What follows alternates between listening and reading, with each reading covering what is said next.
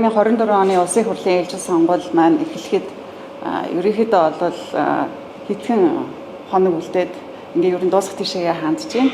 Тэгэхээр энэ удаагийн иргэний нийгмийн ажиглалт бол хэвлэл мэдээллийн мониторинг, сонгуулийн автоматжуулсан системийн мониторинг, энэ дотор сонгуулийн санал тоолох төхөөрөмжийн мониторинг, сонгогчдын нэрийн жагсаалтын мониторинг, за гадаадд байгаа сонгогчдын санал хураах үйл явцын ажиглалт, дотоодын санал хураах үйл явцын ажиглалт гэсэн ийм асуудлууд дээр гол нь төвлөрч ажиллаж байгаа. За та бүхэнд бол бид нар 7 хоног тутам явцын мэдээлэл хүргэж байгаа. За өнөөдрийн хувьд бол эхний мэдээлэл нь энэ санал тоолох төхөөрөмж бол тойргийн хороодод дөнгөж сая хүргэгдээд байгаа.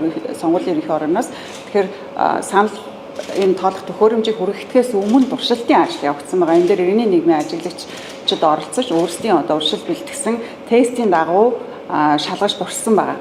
Тэгэхээр энэ ямар тестүүд явагдав, ямар үр дүн гарвэ гэдгийг бол эхлээд та бүхэнд мэдээлэл өгнө. Энийг бол Медастрымс олон гүйцэтгэх захирал нэгж аргал та бүхэнд мэдээлэл өгнө. За энэний дараа бол гадаадд санал хураах үйл явцыг ажигласан талаар мэдээллийг Болго залуусын хамтрымс байгууллага өгнө. За хамгийн сүүлд бол хэвлэл мэдээллийн байгууллага сонгуулийн сурчлагын дээр яаж ажиллаж байна, хууль заасан заалтуудыг яаж хэрэгжүүлж ажиллаж байна гэдэг дээр Globe International мэдээлэл өгнө. За Медастрымс байгууллага урьдчилан. За та бүхний энэ өдрийн мэндийг хүргэе. За тэгэхээр манай хувьд бол хоёр асуудал дээр ажиллаж байгаа. Эхнийх нь санал тоолох төхөөрөмжийн тест мониторинг хийж байгаа. За нөгөөх нь сонгогчдын нэрийн жагсаалтын хөдөлгөөний хяналт хийж байгаа. За сонгогчдын нэрийн жагсаалтын хувьд бол өмнө нь бас товчхон мэдээлэл өгсөн байгаа. За тэрнээс гадна ерөнхийдөө сонгогчдын нэрийн жагсаалтыг намуудад 8 намд 20 хоногийн өмнө өгсөн. За өчигдөр яг хамгийн сүүлийн төгссөн байдлаараа бас намуудад улсын бүртгэлийн газар энэ жагсаалтыг өгсөн байгаа. За тэгэхээр төгссөн мэдээлэл дээр ямар мэдээлэл нэмэгдэж орсон бэ гэхээр 19 мянган хүний өөрөөр хэлбэл сонгуульд ажиллахаар ажиллаж байгаа тэр улсуудын шилдэг төлөвлөгөө хийгдээд орсон гэсэн үг. За өмнөх нь болохоор яг сонгогчдын биш иргэдийн шилдэг хөдөлгөөн хийгдсэн энэ мэдээлэл бол 20 хоногийн өмнө өгсөн байгаа. За 19 мянга гэдэг бол өөрөөр хэлбэл бид нар 2200-аад хэсгийн хороо байгаа. Тэр хэсгийн хороон дээр ажиллаж байгаа улсын бүртгэлийн газар сонгуулийн ажилтан мөн тухайн тойрогт хэсэгт нэр дэвшиж байгаа хүмүүсийн менежер гэх мэтлэн ийм хүмүүс нэг хэсэгтээ дундчаар нэг 13 хүн шилжсэн ийм мэдээлэл өгсөн байгаа. За тэгэхээр энэ сонгуулийн гол онцлог юу вэ гэхээр санал тоолох төхөөрөмжийн хувьд 100% гараар тоолно гэдэг. Тэгээ өөрөөр хэлбэл хяналтын тоолгыг 100% нэ гэдэг. За өмнө бид нар хяналтын тоолгыг явуулчихаар хүмүүс хөвчлэн хяналтын тоолго гэх нэг өөр юм бодоод байдаг. Энэ маань цэвэр гараар нэг бүрчлэн тоолно. Тэгээ 2198 хэсгийн хорон дээр бүгдэн дээр нь гар тоолго хийнэ гэдэг ийм мэдээлэл байгаа. Тэгэхээр гар тоолго хийхэд яадаг вэ гэхээр зөвхөн тухайн хэсэг дээр байгаа ажиглагчид гардаг. Тэгэхээр магадгүй энэ гар тоолгыг хийхдээ хэсэг болгон дээр камер байгаа учраас камерын дор энэ гар тоолгыг хийвэл бүр нээлттэй явах хаа гэдгийг бас хэсгийн хорон дээр ажиллаж байгаа улсуудад сануулчмаар санагдаж байна. За тэгэхээр ер нь 100% гараар тоолох учраас юу шалгах ёстой юм бэ гэдэг дээр бид нар бас жоохон бодсон. Тэгээ ямар хардлагууд яваад байна вэ гэдэг дээр. За эхний хардлага бол нөгөө санал тоолох машинд өгсөн бидний саналыг уншихдаа өөр хүн дээр зөөгөө тавьчтаа гэдэг тийм хардлага яваад байгаа тийм ээ. Нэлээд сонссон баг те. Зарим усуд тэгчдэг баг зөөжих нь харсан юм шиг яриад яваад байдаг. За тэгэхээр энийг юун төрүн шалгаж үзэхийн тулд бас яаж шалгах вэ гэж бодож байгаад жишээлх юм бол одоо юм хэвлэхэд яадаг вэ гэхээр принтер дээр нөгөө халааж хэвлэдэг тийм халааж хэвлээд принтерэнд цаас гарч ирдэг. Тэгэхээр эндүү авч очиод саналын хуудсын тэмдэглэлийн дээр дарж үтсэн. Ер нь бол нөгөө нэг саналын хуудсыг 32 секунд уншижсэн учраас нэг 40 минут дарсан. Тэгэхэд энэ бол халууны боловсролт гэж ингэж гарч ирдэггүй юм байна гэдгийг тодорхой хэмжээнд өөрсдөө хувьд бол шалгасан. Зарим хүмүүс яагаад саналын хуудас эндүүдэд байгаа юм бэ гэдэг хайгаад байсан. Тэгэхээр энэ маань нөгөө шилжиж гин үгүй гэдгийг харуулдаг байгаа. За нөгөө талаасаа хүмүүс яагаад саналын хуудсан дээр заавал тэр сонгуулийн ерөнхий ороноос тавьж байгаа тэр одоо үзгээр дугуулт юм бэ гэдгийг бас гахаад байдаг. Тэгэхээр тэр үзэгэн дээр байгаа тэр хорн ингээд шилждэг гэдэг тийм ойлголт хүмүүс яваад байдаг. Гэтэл ер нь бол тэр одоо үзэгний онцлог юу гэхээр хурдан хатдаг үзэг байгаа. Хэрвээ бид нэг хурдан хатахгүй юмар дугуулчих юм бол нөгөө уншиж байгаа толгоогоо бохирдуулаад байдаг. Тэгэхээр толгоо бохирдчих юм бол дахин цэвэрлэх ажиллагаа гардаг учраас тэр одоо үзгийг хэрэгжилж байгаа гэдгийг бас ойлгох хэрэгтэй баг. За дээрэс нь тэр үзгээр хэдийгээр тэр үзгээр дугуулсан ч гэсэн ямар ч байсан халууны боловсруулалтаар өөрчлөлт гардгүй юм байна гэдгийг эндүүдэж шалгасан байгаа. За дараа нь хакердах боломжтой юу гэдэг. Өөрөөр хэлэх юм бол замаас нь хакердна гэдэг асуудал маш их яригддаг. За тэгэхээр ер нь сонгуульд ажилласан хүн болгон бүгдээрээ мэдж байгаа. Мэдээлэл дамжуулахын тулд модем залгаж ээж тий тусгай төхөөрөмж залгаж ээж мэдээлэлээ дамжуулдаг. Тэр дамжуулалт хийхээс өмнө биелээ хэвлээд биелэн дээр тэнд байгаа ажиглагчид хэсгийн орооныхон гар шиг зураад хэд хэвлээд тэгээд дараа нь зургийн файлыг бас энэ удаа флашн дээр хуулж өгнө. Тэр зургийн файлыг хуулаад өгчдөг тий. Тэгэхээр өөрөөр хэлэх юм бол биел хэвлэгдэж байгаа дараа нь саналын хуудас маань бас өөрөө тэр хайрцагтай үлдчихэж байгаа. Тэгээд дээрэс нь зургийн файл үлддэг. За дээрэс нь энэ нөгөө серверээр дамжиж байгаа дүн чи өөрөө урьдчилсан дүн гэж явдаг. Тэ хуулийн дээр урьдчилсан дүн гэж байгаа. За урьдчилсан дүн дамжаад дараа нөгөө биел хэвлэгдсэн тэр хэвлсэн юм дээр хэсгийн хороо тойргоороо дамжаад яг эцсийн дүн тулаад гардаг. Тийм учраас замаас нь хакердна гэдэг бол өөрөө жоохон тийм утгагүй асуудал байгаа. Тэгэхээр энийг бас ойлгохгүй бол хүмүүс бас хакерчдаг байхаа гэж ойлгоод байдаг. За мэдээж хэрэг бас энэ удаагийн юу бол хяналтын тоолгыг 100% гараар хийхээр болж байгаа тийм. Тэгэхээр энэ дээр бол тодорхой хэмжээний одоо энэ хоёр хардлага дээр бол ямар ч байсан бид нар тодорхой хэмжээний шалгалт хийгээд үзсэн байгаа гэж ойлгож байна. За тэгээд шалгалтыг яаж хийсэн бэ гэдэг дээр за түрүү хэлсэн энэ эндүүдж үтсэн байгаа. За дээрэс нь хоёр хуудсыг хоёуланг нь уншуулж үтсэн. Хоёр хуудсыг хоёуланг нь уншуулж үзэхэд ерөнхийдөө 32 секунд зарцуулж ирсэн. Тэгэхээр бас нэг айдас юу байгаа гэхээр богинохон хугацаанд одоо өөрөөр хэлэх юм бол хоёр хуудас уншуулахаар урт хугацаа зарцуулаад байгаа. Тэгэхээр тодорхой хэмжээнд нөгөө хүмүүс саналаа өгч амжихгүй болох үү гэсэн айдас байгаа тийм. Тэгэхээр энийг дуршихад бол тэр хугацааг хэмжсэн байгаа. За дээрэс нь энэ удаагийн одоо сонгуулийг олон хэсэгт хувааж өгч байгаа тийм. Жишээлбэл урд нь бол 2100 орчим байсан бол одоо 2198 хэсэгт хувааж өгч байгаа. Тэгээ энэ 2198 хэсэгт хувааж байгаа учраас хөдөлгөөн гарна. Өөрөөр хэлэх юм та урд нь өгжсэн хэсэгтээ биш өөр хэсэгтээ хуваалгах магадлалтай байж магадгүй. Тэгэхээр тэрнийг шалгах хэрэгтэй баг. За дээрэс нь нэг хэсэг олон хүнтэй хэсэг дээр хоёр машин ажиллаж байгаа гэдгийг бас сануулах нь зүгээр баха. За тэгэхээр би ерөнхийдөө тестийн хувьд бол бүх одоо тэр дугуйлдаг хэсгүүдийг бүгдийг уншиж гэнэ үгүй гэдгийг шалгаж утсан байгаа. За мөн одоо хоосон зайтай уншигдхууц тэр хэсгүүдийг бас дугуулж үзээд энэ дээр ямар нэгэн илүүтэйг уншиж гэнэ гэдгийг шалгаж утсан байгаа. За дээр нь нөгөө програмчин гэдэг тухай зүгээр ажиллаж байгаа юм шиг боловч яг одоо цаг өрсөлдөнгүүд цагийн бөмбөг гэдэг ойлголт байдаг. Цаг өрсөлдөнгүүд програм өөрөөр ажиллах юм бас магадлал байдаг. Тэгэхээр тийм цагийн бөмбөг байна уу гэд яг сонгуул хаагаад дүн авах тэр үеийн цагийг тавьж бас биел авч өмнөх биелтэйгээ тулгаж утсан байгаа. За гихмэчлэнгээр нэг иймэрхүү шалгалтууд хийсэн. За тэгээд мөн нэг анхааралтай юм юу байсан бэ гэхээр хоёр саналын хуудсыг уншуулахдаа хооронд нь зайтай уншуулахгүй болохгүй. Эхний хуудас уншаад буруу байл буцаж гарч ирдэг. Тэгэхээр унсан хонь дараагийнхаа хуудсыг уншуулахгүй бол бас машин гацах. Тэгээд дээрээс нь тийч нөгөө дараагийн очрлог усуул саад болох юм тохиолдол байж магадгүй. За нөгөө талаас санамсаргүйгээр дугуулахгүй хүн дээрээ цэг тавьсан байх юм бол тэр бас эргэлзээтэй ууцгээ буцааж гарч ирдэг. Тэгэхээр хэрвээ та хэнийг дугуулахаг бол хамаагүй саналын хуудсан дээр цэг тавьж болохгүй шүү гэдгийг бас анхааруулмаар байгаамаа. За тэгэхээр мэдээж хэрэг энэ дээр нөгөө хамгийн гол юм маань өнөөдөр сонгуул ойртсон хүмүүс юу бэлтэх вэ, яах вэ гэдэг анхааруулах нэг 3 слайд бэлдсэн байгаа. За хамгийн ихнийх нь санал өгтөө бэлтгэх зүйл сонгогчтой юу бэлтэх вэ гэхээр Эхлээд аль хэсэгт саналаа өгөхөө мэдэх хэрэгтэй. Яагаад гэвэл нөгөө олон хэсгийн хороонд хуваагдсан шинээр хуваарлт хийсэн учраас та өөр газар бага ойчрлоод орсон чинь таны нэрийн далгаа гэж бодгоо шүү дээ. Тэгэхээр тэрийг өөрөөсөө шалгачаарай. Очиргүй багт нь хэсэг дээр очиж шалгаж болно. За мөн онлайнаар шалгах боломж байгаа. Тэ улсын бүртгэлийн сайт руу ороод онлайнаар шалгах боломж байгаа. За дараа нь хамгийн чухал асуудал мандатын тоогоо мэдэх асуудал байгаа тийм ээ. Тэгэхээр одоо хуулийн 72-ын 71-ийн 2 дээр мандатын тоотой тэнцүү хэмжээгээр дугуулна гэдэг. Жишээлбэл 10 мандатаар 10-ыг дугуулна, дутуу дугуулж болохгүй, илүү дугуулж болохгүй.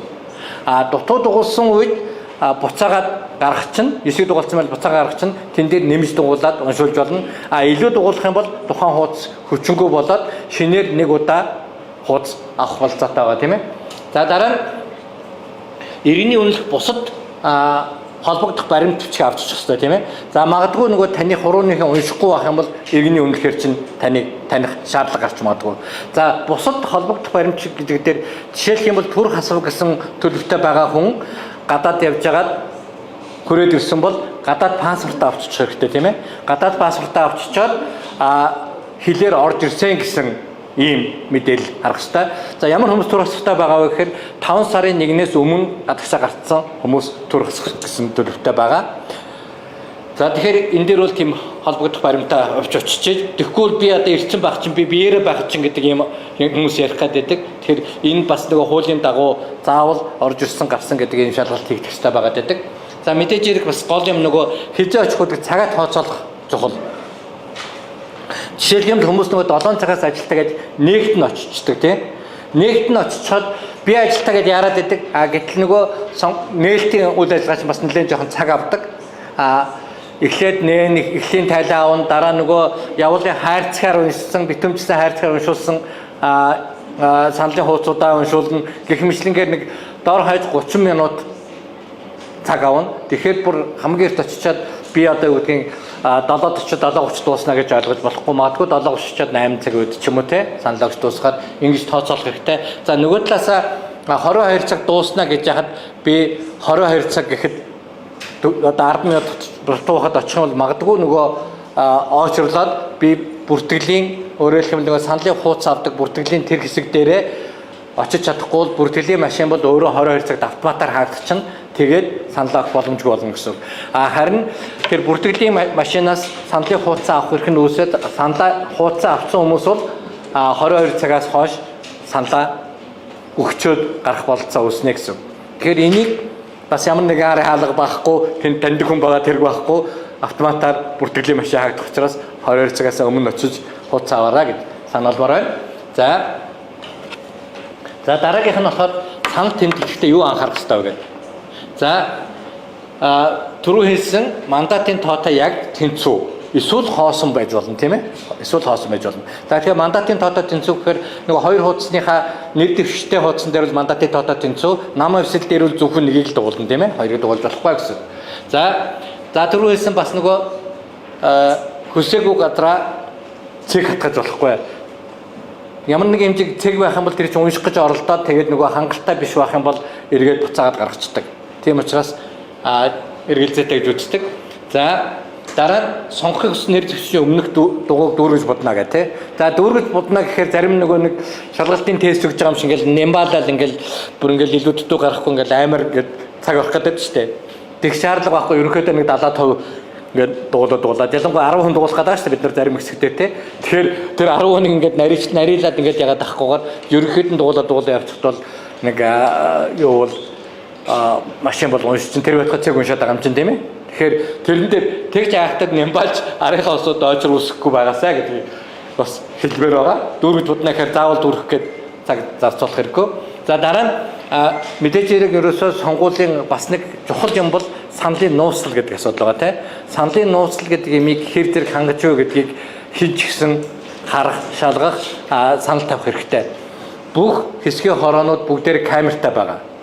Тэгэхээр тэр камер тэр бүхэгний ард байгаа саналаа тэмдэглэж байгаа эсвэл бариад явж байхад таны саналын хуудсыг дээр байгаа тэмдэглэлийг харахаар байна уугүй юу? Эсвэл тэнд байгаа ажиглагч юм уу? Эсвэл тэнд ажиллаж байгаа хүмүүс тэр даамал байдаг юм уу те мэдээллийн технологи ажилтан байдаг юм уу тэр улсууд таны тэр хуудсыг харах гад байна уу эсвэл харах тэр болцоо үүсэт байна уу гэдгийг шалгах хэрэгтэй. Тэгээд айлхаа харуулахгүй байх хэрэгтэй. Харуулахын тулд бүхээг гэж юм байгаа тийм ээ. Нэгдүгээр, хоёрдугаар бүхээгээс явахдаа хавцсан дотор хийгээд аваачаад уншуулах боломж байгаа. Тэгэхээр ийм боломжуудаа бас бүрэн ашиглаасаа гэж хүсмээр байна. За дараагийнх нь саналаа уншуулахдаа анхаарах юм бол хавцсан тээж очин. За дээрэс нь нөгөө дэлгэцэн дээр саналын хуудсыг уншихад бэлэн гэсэн тэр жижигхэн дэлгэц байгаа шүү дээ. Тэрэн дээр бэлэн гэсэн тэмдэг гарсан байх юм бол бид нар уншуулна. Гараагүй байх юм бол хүлээж авах хэрэгтэй гэсэн. За дараа нь нөгөө саналын хуудас татгадаад яг уншиж байгаа юм шиг татчихтий. Татаад уншичаад шалгаж агаад хэрвээ буруу байх нь буцаагаад гаргана. Зөв байх юм бол цаашаа хайрцаг руу унна тий. Тэгэхээр хайрцаг руу унтал нь хүлээж агаад дараагийнхаа хуудсыг уншуулна. Тэгээд уншиж дуусны дараа явахгүй бол таныг явсны дараа нэг хуудас буцаад гараад ирэх магадaltaй байдаг. Тийм болохоор хайрцаг руу унахыг хүлээх ийм шаардлага зайлшгүй байгаа гэсэн үг тийм ээ. За тэгээд дунд нь нөгөө хуудасаа уншуулахдаа бас нэг уншуулцаг гэж шууд хоёр дахь уншуулахгүй тэр хуудасаа хайрцаг руу орсны дараа уншуулна гэсэн. Ерөнхийдөө нэг иймэрхүү юм дээр анхаарчвал бас бид нар нэг сонгогчийн өгөх саналын хугацаа нөгөө ард очрлж байгаа улсууд дээр бас очир үүсэхгүй байж болох лөө гэсэн ийм зөвлөмж өгмөр байна. За асуухаар юм байвал хариулъя. Дараа нь хаа. За анхаарал татсан баярлалаа.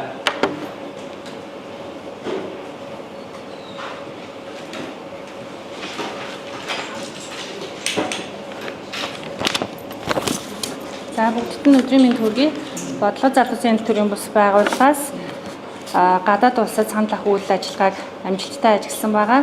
За Японы Осака болон Солонгосын Сөүл хот мөн Америкийн нэгдсэн улсын Нью-Йорк хотод гадаадад байгаа иргэдийн санал авах үйл явцыг ажигласан. За ажиглагчдын мэдээлснээр ерөнхийдөө бол дипломат төлөөлөгчийн газрууд санал авах байрыг хуулийн дагуу засаж бэлдсэн, цагаа баримтлсан, ноцтой зөрчил гараагүй зохион байгуулалт маш сайн явсан гэж мэдгдсэн. Гэхдээ гадаадад байгаа иргэдийн хувьд нэр дэвшигч дугуйлна гэсэн хүлээлттэй ирсэн буюу зөвхөн намыг сонгоно гэдэг дээр бол нэлээд гайхсан, зочирдсан мэдээлэл аваагүй байсан. Тийм учраас дараагийн жилүүдэд сонгуулийг зохион байгуулахдаа зөвхөн намыг дугуйлна гэдэг мэдээлэлээр хангах, намын нэр дэвшигчдийн мэдээлэлээр хангах шаардлагатай байна гэдэг ийм мэдээллийг ажиглагчид маань өгсөн байна. За дээрэс нь гадаадад байгаа иргэдийн хувьд энэ жил эрс бол нэлээд өндөр, өмнө жилүүдтэй харьцуулахад харьцангуй өндөр байсан. За Нью-Йорк хотод бол 85%-тай, Солонгос болон Осакад ерөнхийдөө 60 гаруй хувьтай бүртгүүлсэн иргэд ирж саналаа өгсөн байдалтай байна. За үүнийг бол бид нар ойлгохдоо цахимаар бүртгэдэг болсон буюу өмнө жилүүдэд бол заавал биечлэн материалаа авчирч өгч бүртгүүлдэг байсан бол энэ жилийн үед цахимаар бүртгүүлдэг болсон дэвшилтэй холбоотойгоор 13,000 орчим хүн цахимаар саналаа өгөхөөр бүртгүүлсэн байна гэж харж байна. Ерөнхийдөө эрс бол өндөр байна гэж байна. За иргэдийн хувьд бас нэг сонирхолтой зүйл нь юу байсан бэ гэхээр энэ жил санал авах байрнууд, гадаад улсад байгаа санал авах байрнуудад хурууныхээ унших төхөөрөмж очсон. Гэхдээ Осака хотод жишээлбэл эхний 5 хүний хурууныхийг уншаад түүнээс цаашаа хурууныхээ унших төхөөрөмж ажиллаагүй.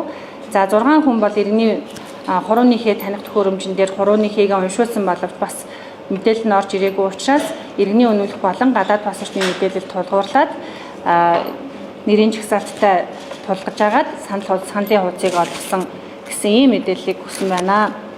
За иргэний нийгмийн ажиглалт төслийн хувьд бид нийтдээ нийслэл хотын 101 хэсэгт 200 ажиглагч мөн 12 аймгийн 13 суманд 21 иргэний нийгмийн ажиглагчийг хуулийн хугацаанд буюу 6 сарын 20-ны өдөр цахимаар амжилттай бүртгүүлсэн. За гэхдээ нэлээд бүртгүүлэхэд бас хүндрэл бэрхшээлүүд гарсан. Цахимаар бүртгүүлж байгаа нь дэвшил байсан боловч заавал биечлсэн байдлаар материалаа аваачиж өгөх юм шаардлага үүссэн. За багийн ахлагч нар маань биечлсэн байдлаар материалаа аваачиж өгсөн боловч хэсгийн ахлагч нар санал авах байран дээрээ байхгүй, ажил дээрээ байхгүй байсан юм тохиолдлууд нэлээд гарсан. За мөн багийн ахлагч нарыг нэлээд наашин цааш нь явуулах, нэгэнт цахим бүртгэлийг хийсэн байхад хуулийн хугацаанаас өмнө болон хуулийн хугацааны дараа ирж үнэмшин ав гэдэг байдлаар олон дахин явуулах юм хүндрэл бэрхшээлүүд бас ерөнхийдөө гарч байна. За дээрэс нь бас анхаарах ёстой иргэний нийгмийн ажиглалт төсөл дээр цэвэр иргэдийн эрх ашгийг төлөөлөөд намын бус төрийн бус байдлаар ингээд ажиллаж байгаа сайн дурын залуучууд бэлтгэгдээд энэ олон хэсэг дээр 114 хэсэг дээр гарч байгаа. Гэхдээ зарим хэсгүүд тодорхой тооны бараг 10 гаруй хэсгүүдээс байна уу намуудын ажиглагчид маш олон байгаа учраас иргэний нийгмийн ажиглагчийг 2 цагаар ээлжлүүл суулгана гэдэг ийм мэдээллийг өгөөд байна. Тэгэхээр үүн дээр бас сонгуулийн ерөнхий хороо анхаарлаа хандуулад намуудын ажиглагчдаас иргэний нийгмийн ажиглагч болвол төсөөр цэвэр иргэдийн сонгох эрхийн манаанд нэр дэвшигчдийн сонгох эрхийн манаанд зогсож байгаа сонгуулийн хууль тогтоомжийн дагуу сонгуулийн өдрийн үйл явц үргэлжилж байна уу гэдэг дээр анхаарч ажиллаж байгаа цэвэр одоо иргэдийг төлөөлж байгаа ганц байгууллага байгаа учраас энэ дээр анхаарлаа хандуулад иргэний нийгмийн ажиглагчдыг ээлжлүүлэхгүй байх дээр анхаарлаа хандуулна гэж найдаж байна. За баярлалаа.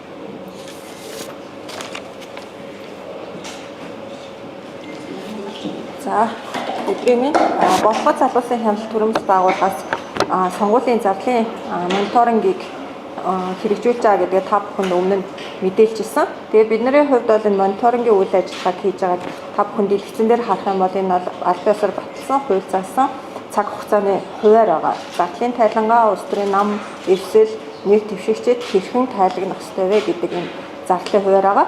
Гэхдээ та бүхэн одоо харамсалтай мэдээлэл дуулгахад бол нам эрслүүд нэр дэвшиж байгаа нийтдээ 787 нэр дэвшигч зардлын хандивын дансаа үндэсний аудитын газарт бүртгүүлээд аудитын байгууллагаас энэ хүмүүс ийм дансанд хандив хүлээж авна гэдэг мэдээллийг бол хуулийн хугацаанд тавьсан. Хэдий тийм боловч 6 сарын 24 буюу 2 өдрийн өмнө энэ 787 хүний зардлын явцын тайлангийн хураангуй одоо аудитэд өгөөд аудит хүлээ авмагцаа 25-ны өдөр буюу өчигдөртөө зардлын тайланг одоо олон нийтэд нээлттэй байршуулна гэдэг ийм хуулийн залт байгаа.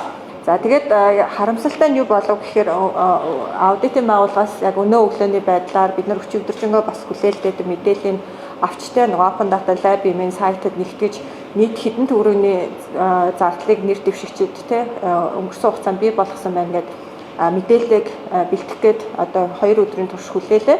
Гэвч аудитын байгууллагаас бол энэ мэдээллийг бол байршуулсангүй, хуулийн хугацаанд байршуулсангүй ийм харамсалтай мониторингийн дүнг танилцуулж байна. Монгол улсад хууль хэрэгжих ёстой. Тэгээ бидний хувьд бол нэгэнт үйл ажиллагааны хуваар тэгээ цаг хугацааны хуваарьт орцсны дагуу бол аудитын байгууллага ажиллах ёстой. Тэгээ бидний хувьд бас өнгөрсөн 20 оны сонгууль дээр бас энэ зардлын явцын тайлангуудыг тухай болгонд нь хүлээж авч хэдэн нам эвсэл тэгээ тайлангаа өгч ин эвслээс нэр дэвшигч тайлангаа өгч ин гэсэн мэдээллүүдийг өгч ирсэн. Аудит бол өнгөрсөн 20 онтой харьцуулахад энэ жилийн сонгууль дээр нэг зохион байгуулалтгүй байдал одоо харамсалтай үйл явц гаргасан одоо иргэний нийгмийн зүгээс бол одоо энэ алтайгаа яаралтай засч сонгуулийн дүн гарахаас тий санал хураалт хэлхээс өмнө мэдээлэл одоо хүлээн авсан мэдээллүүдээ яаралтай байршуулахыг бол шаардж байна.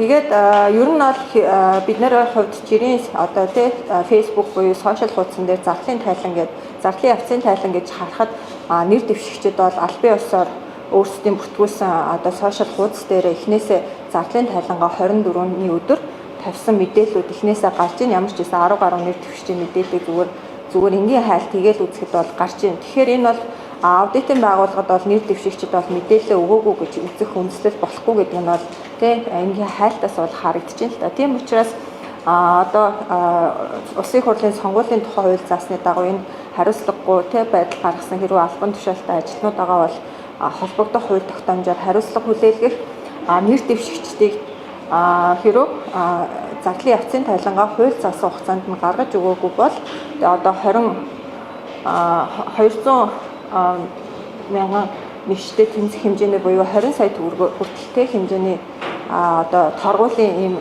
зөрчлийн хуультай торгуультай зөрчлийн хууль заасан байгаа.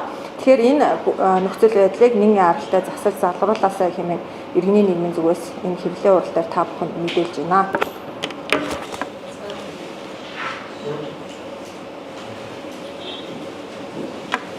За сайн байцгаана уу та бүхний өдрийн мэндийг хүргэе.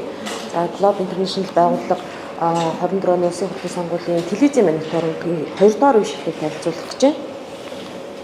За үндэсний олон нийтийн телевиз болон өргөн нэвтрүүлгийн дараах 4 телевизэд мониторинг хийсэн. энэ өнөөдрийн танилцуулж байгаа одоо мэдээлэл бол 17-ноос 23-ны 17-ноос 23-ны хоорондох цаг хугацааг хамарж байгаамаа. За үндэсний олон нийтийн телевиз гэхэд тухайлбал 119 цаг 14 минутын эфирт одоо мониторинг хийхэд 62% нь одоо сонгуультай холбоотой мэдээлэл байсан байна. Энэ нь өмнөх 7 хоногийн мэдээлэлтэй харьцуулах юм бол 42% өссөн харагдчихын бүгдээр. За бусад арилжааны телевизүүдийн хувьд бол одоо Eagle телевиз нийт одоо эфирийн цагийнхаа 19%-ийг одоо сонгуультай холбоотой мэдээлэлд зарцуулсан гэж харагдаж байна. За тэгээд ТV 9%, Монгол телевиз 5%, NTV телевиз 6% гэдэг. За мэдээллийн хэлбэрийн хувьд ангилаад үзэх юм бол за үндэсний олон нийтийн телевизийн одоо сонгогчдын боловсрол зориулсан мэдээлэл нь одоо 4% буурс үзүүлэлттэй харагдаж байна. Өмнө 7 хоногт 56 байсан бол 51 болсон. За энэ ч тодруулсан байгаа. Eagle телевиз бол одоо 10% өссөн байна. Өмнө 7 хоногт одоо 66 байсан бол 76 болсон байна. За энд хамгийн их далд сурталчилгааг одоо NTV телевиз явуулсан нь 36% хүрсэн байна. Тэгэхээр эндээс харьцуулаад харах юм бол ягаан өнгөтэй харагдаж байгаа нь энэ 7 хоногийн үзүүлэлт харагдаж байгаа. Тэгэхээр дээдлэний саарл өнгөтөрөө бол одоо түрүүчийн 7 хоногийнх байгаа. Тухайлбал энэ Eagle телевиз түрүүчийн 7 хоногт 11% одоо далд сурталчилгаа явуулсан бол энэ 7 хоногт бол далд сурталчилгаа илрээгүй байна. Үндэсний олон нийтийн телевизийн хувьд далд сурталчилгаа илрээгүй. Өмнө 7 хоногт бол 1%-тэй харагдаж байсан. За захиалгатай төлбөртэй мэдээллийн цаг одоо үндэсний олон нийтийн телевизээр бол нэмэгдсэн байгаа. Тэгэхээр 43 байсан 49 болсон. За энэ нь бол одоо бусад телевизүүдтэй харьцуулах юм бол өндөр байгаа. Гэхдээ үндэсний телевизийн хувьд бол одоо төлбөртэй гэж хэлэхгүй те захиалгатай сурталчилгаа явуулсан гэсэн үг.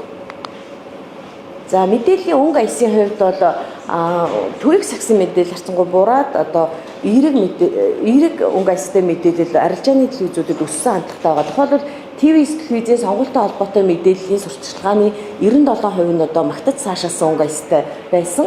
Харин NTV телевизийн бол одоо эерэг төвийг сагсан мэдээллийн хэмжээ өсөөд 94%-тай болсон байгаа. За сөрөг хандлагатай мэдээлэл хамгийн дээдл нь одоо 7% байгаа. Тэгэхээр энэ бол Eagle телевизийн мэдээлэлд одоо сөрөг хандлагатай мэдээлэл илэрсэн байна. Үндэсний олон нийтийн телевизийн хувьд бол эерэг мэдээлэл 5%-тай, за төвийг сагсан одоо 91%-тай өмнөх 7 хоногоос одоо 5 пунктээр буутсан. За сөрөг хандлагатай мэдээлэл бол одоо 4%-тай байна. За үндэсний олон нийтийн телевиз одоо нам эвсэл нэр дэвшигч субъектүүдэд одоо цагаан хэрхэн хуваарлсныг харуулж нийт сонгуультай холбоотой мэдээлэл сурталчилгааны 12% нь бол одоо Монгол Ардын намын мэдээлэл байсан байна. За ардчилсан нам бол 9%, хүн нам 8% гэдэг. Ингээд тийшээ бие даагчид 6% зарцуулсан байгаа. За хамгийн бага гэвэл одоо Монголын либерал ардчилсан нам гэж байхгүй. Их орончдын нэгдсэн нам бол одоо мэдээлэл нь 1% ч хүрээгүй байна.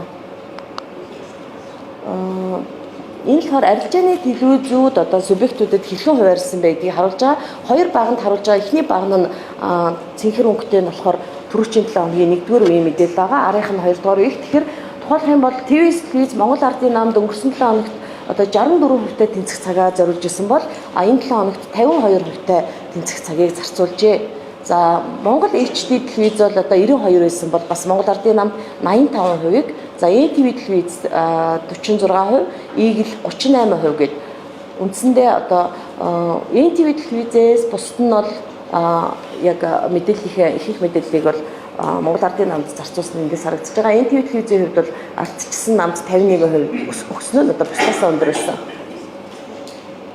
За бусад энэчээ одоо ямар нэгэн тоо тэмдэглэгээгүй байгаа одоо субъектүүд бол мэдээлэгдсэн боловч тэр нь одоо нийт мэдээлэл эфирх нь одоо 1% ч хүрээгүй гэсэн утга илэрхийлдэг.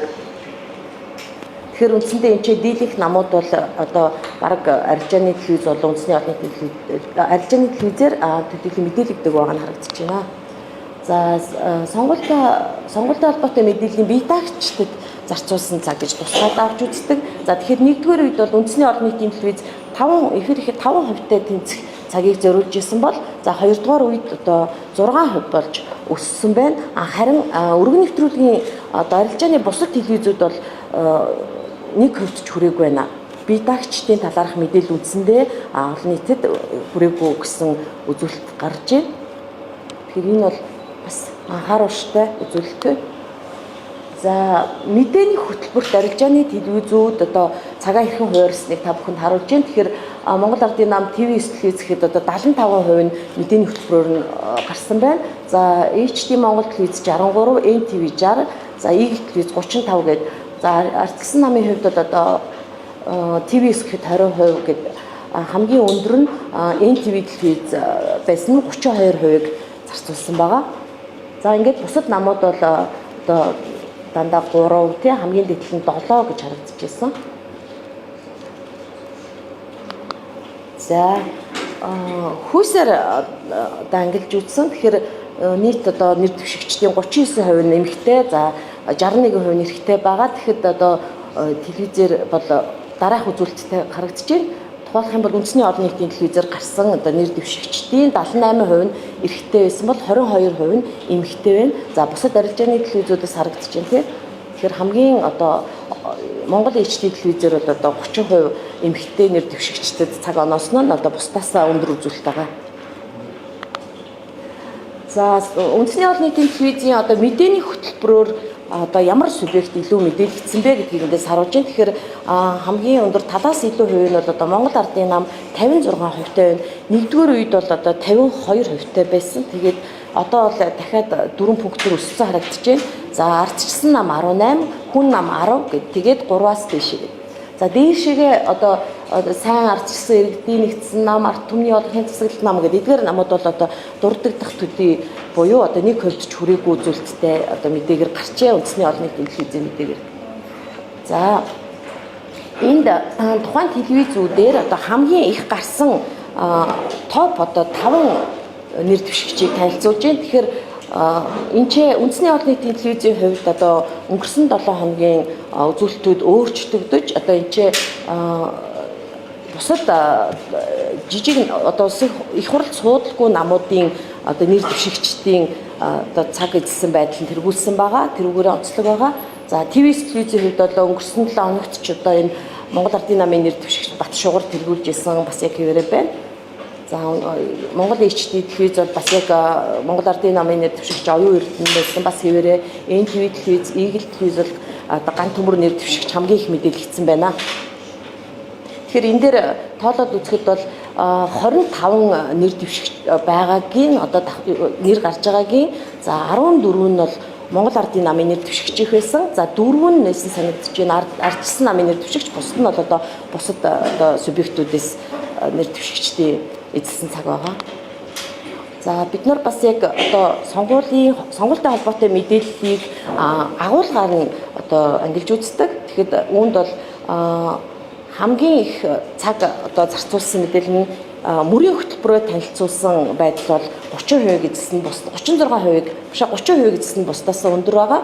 За мөн одоо ажлын тайлан гэж байгаа. Энэ бол одоо эрх бүхий албан тушаалтнууд одоо хийсэн ажлаа тайлагнсан ийм мэдээлэлүүд байж байгаа. Энэ бол 8% эзэлсэн. За тэгэхэд урай одоо хэлэх одоо урай хэлэх зэрэгээр одоо реклам сурталчилгаанд бол одоо 6% зарцуулсан гэх ингэ явж байгаа. Тэгээд тухайн одоо сэдвүүдийн хүрээнд бол яригдсан байдал одоо зарим нь ихэнх нь тик хувьтай харагдаж байна тийм. За үндсэндээ дүгнээд хэлэх юм бол за мониторингэд хамрагдсан 5 телевизийн дунджаар нам эвсэл нэр дэвшигчдэд хамаарах мэдээллийн одоо 55%-ийг одоо эрх баригч Монгол Ардын нам дангаараа эзэж байна гэсэн үзүүлэлт гарсан. За арилжааны телевизүүд одоо 4-5 нам эвсэлт төлхөө одоо цаг оноос нь мониторингоор илэрж байна. Энэ 7 хоногт ч дахиад гарсан. За харин одоо бие даагчдын талаар бол одоо хангалттай мэдээлэл хүргэхгүй байна. Бүр тик хувьтай гарч ийн үүнийг анхаарч үзэх гэж хүсэж байна. За Монгол телевизийн сонгуулийн тухай мэдээллийн одоо 85%-ийг нь Монгол Ардын нам дангаараа эзэлж байгаа бол одоо NTV телевизийн мэдээллийн 51%-ийг ардчилсан нам дангаараа эзэлснээр анхаарал татгууч байна. Үндэсний олон нийтийн телевизийн цаг үеийн мэдээний хөтөлбөрт одоо Монгол Ардын нам бас их дангаараа 56%-ийг эзэлсэн ийм үзүүлэлт байна. Хамгийн их мэдээлэл цацсан одоо 5 нэр дэвшигчдийн жагсаалт шинжлэгдэж за улс төрийн жижиг намын төлөөллүүд тэргүүлсэн бас одоо энэ 7 хоногийн үеийн одоо онцлог мэдээлэл байлаа. За сонгуулийн тухай хуулийн одоо 60 минут, 15 минут, 5 минут гэсэн энэ цагийн хязгаарлалтуудыг бол одоо зөрчсөн тохиолдол илрээгүй. За сонгуулийн сурталчилгааны хугацаанд нам эвсэл нэр дэвшигчдийн нэвтрүүлсэн мэдээллийн агуулгыг одоо англи үзэх юм бол одоо 30 гаруй хувь нь тухайн намын мөрийн хөтөлбөрийн тухайн мэдээлэл байсан гэж түрүү хэлсэн. За эерэг хандлагатай мэдээллийн цаг өсөж төвийг сагсан мэдээллийн хэмжээ одоо түрүүчийн 7 хоногтой харьцуулах юм бол буурсан үзүүлэлт гарсан байгаа. Тэгээд анхаарал хандуулсанд баярлалаа.